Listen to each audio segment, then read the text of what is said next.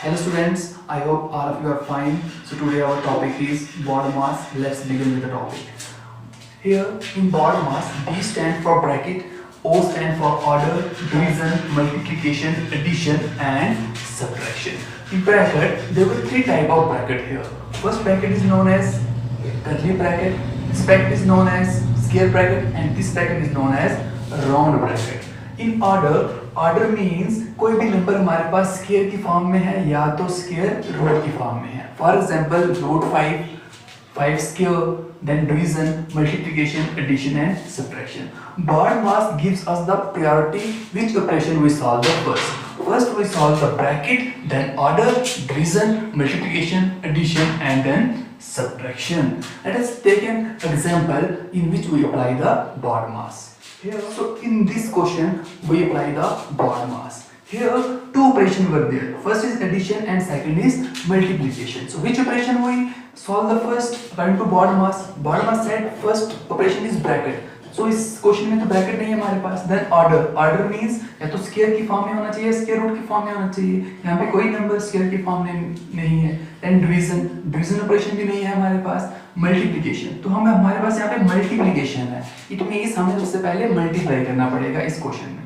3 + 6 * 12, तो हमने मल्टीप्लिकेशन को सॉल्व कर दिया है. उसके बाद हमारे पास एक ही ऑपरेशन बचा एडिशन का, तो हम एडिशन कर देंगे. 12 + 3 = 15, so 15 is our required answer. अगर इसी क्वेश्चन में हम बॉड मास का अप्लाई नहीं करते हैं, तो अगर हमने बॉड मास का अप्लाई नहीं किया है तो हमारे पास जो आंसर आएगा वो गलत आएगा. फॉर एग्जांपल इसी क्वेश्चन को मैं यहाँ पे ले रहा हूँ 3 + 6 × 2. अकॉर्डिंग टू बॉड मास इस क्वेश्चन में मल्टीप्लिकेशन करनी होती है पहले.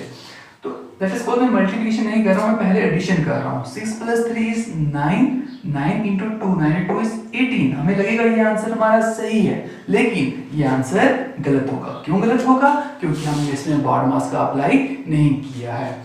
आ जाते हैं यहाँ पे फिर से सेम एक्सप्रेशन में यहाँ पे लिख रहा हूँ 3 + 6 × 2. मैंने इस सेम एक्सप्रेशन लिखा है, सेम नंबर, सेम ऑपरेशन, लेकिन मैंने ब्रैकेट डाल दिए यहाँ पे. अब ब्रैकेट डालने से क्या होगा? बॉड मास क्या कहता है? सबसे पहले हमें ब्रैकेट वाली टर्म को सॉल्व करना है.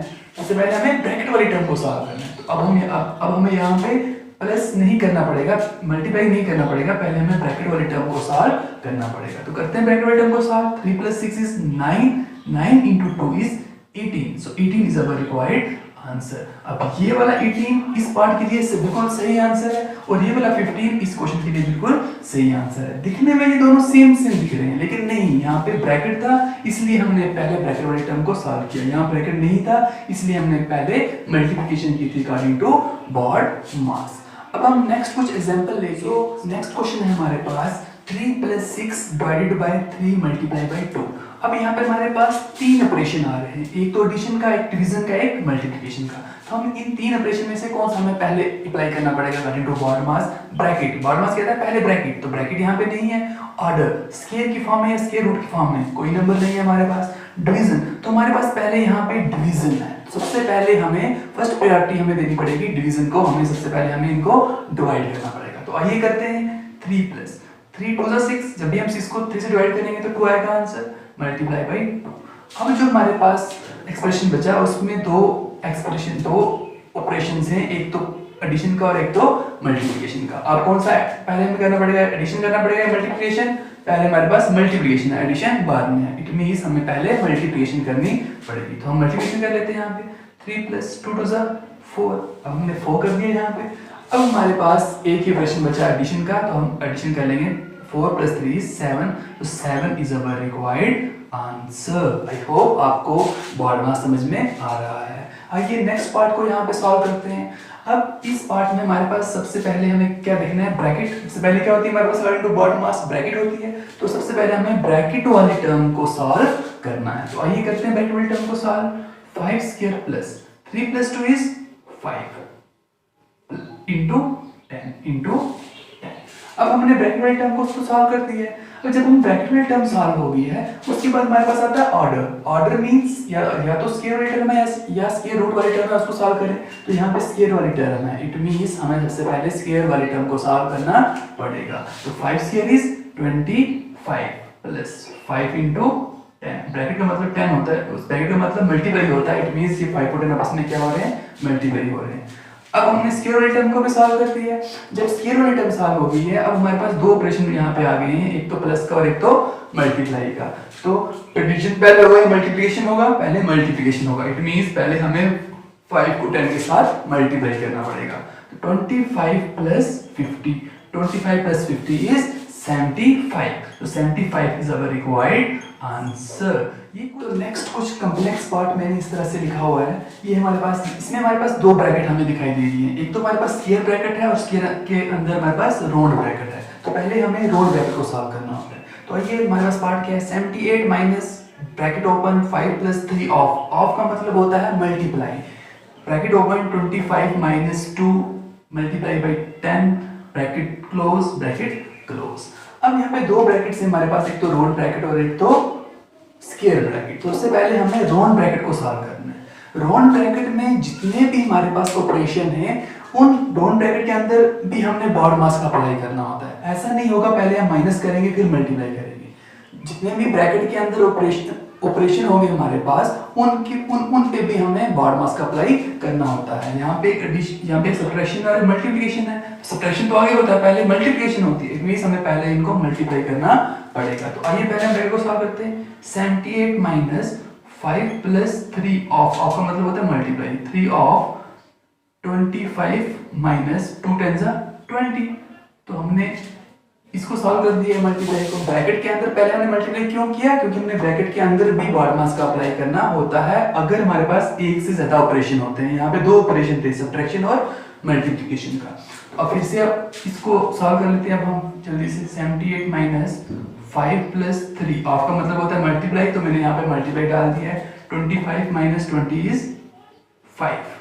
तो ये राउंड ब्रैकेट को हमने पूरा सॉल्व कर दिया है। अब हमारे पास रह गई है कर्ली ब्रैकेट। कर्ली ब्रैकेट के अंदर भी हमारे पास दो ऑपरेशन आ गए हैं, एक तो एडिशन का एक तो मल्टीप्लिकेशन का।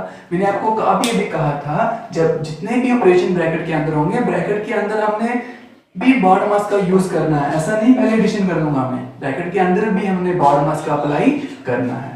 तो ब्रैकेट के अंदर एडिशन और मल्टीप्लिकेशन है। एडिशन और मल्टीप्लिकेशन में मल्टीप्लिकेशन पहले आती है, इट मींस पहले हमें दो को मल्टीप्लाई करना पड़ेगा। तो आइए करते हैं। 78 माइनस 5 प्लस 3 5 15, तो कर दी हमने मल्टीप्लाई।